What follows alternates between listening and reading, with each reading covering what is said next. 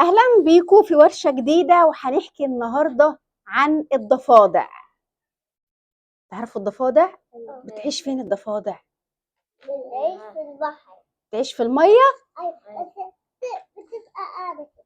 تمام، يعني بتعيش في الميه وبتقعد برضو بره. تبقى قاعده في الورق بس بتمشي كده. تمام، يبقى قاعده ممكن تقعد في الميه وممكن تقعد على الارض، عشان كده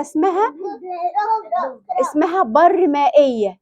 يعني ايه بر مائيه؟ يعني بتعيش على البر اللي هو على الارض عادي، ومائيه وبتعيش في الميه. بتعيش فين؟ في الاثنين. تعالوا نتعرف على الضفادع.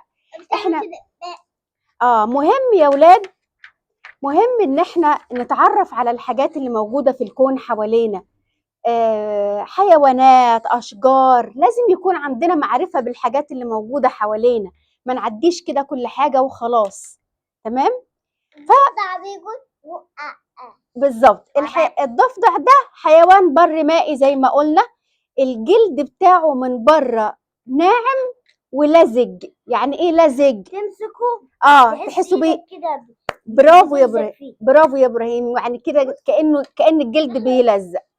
بيعيش طيب ممكن يا مسك لو سمحتي تسمعيني؟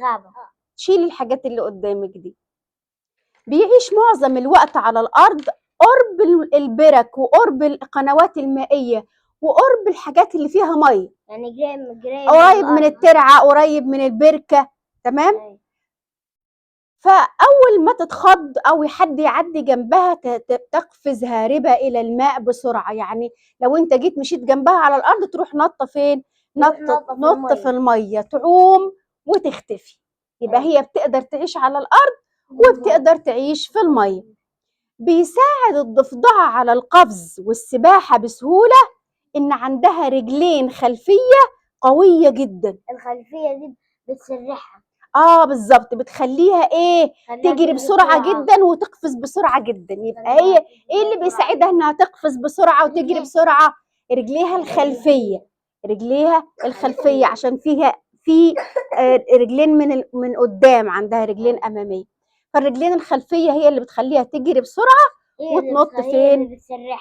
بالظبط كده. اما المية اللي احنا بنشرب منها اهي شايفين شكلها كده. بتطفو الضفادع على سطح المية ورجليها الخلفية ممدودة وراها.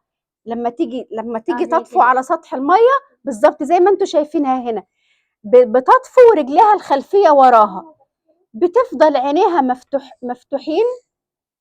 عينيها الاتنين بيفضلوا مفتوحين، وكمان فتحتي الانف بتوعها بيبقوا مفتوحين فوق سطح الميه. يبقى عندها زي ما عندنا احنا انف او مناخير، يعني فيهم فتحتين. هي كده برضو الضفدعه. بيتغير لون الضفدعه يا ولاد علشان يتناسب مع البيئه الطبيعيه اللي حواليها. يعني ايه الكلام ده؟ يعني هي لو عايشه وسط بيئه شجر فيه لون اخضر هتبقى لونها اخضر. تمام. ولو عايشة في حتة لونها فيها رمل أو فيها تراب بتبقى لون الرمل أو لون أو لون التراب. ده بيساعدها على إن ربنا اداها القدرة على إنها تغير لونها. ده بيساعدها على إن ربنا اداها القدرة. ده بيساعدها على القدرة دي؟ تختفي من مين؟ من الناس. من الناس. ومن مين تاني يا محمد؟ من الحيوانات المفترسة. يبقى هي بتختفي من الأعداء بتوعها اللي ممكن يأذوها. زي مين؟ زي الثعابين، زي الثعبان، وزي السلاحف، وزي الطيور المائية اللي ممكن تيجي تنط عليها تاكلها وتطلع. في طيور كبيرة كده بتطير فوق الأماكن الزراعية.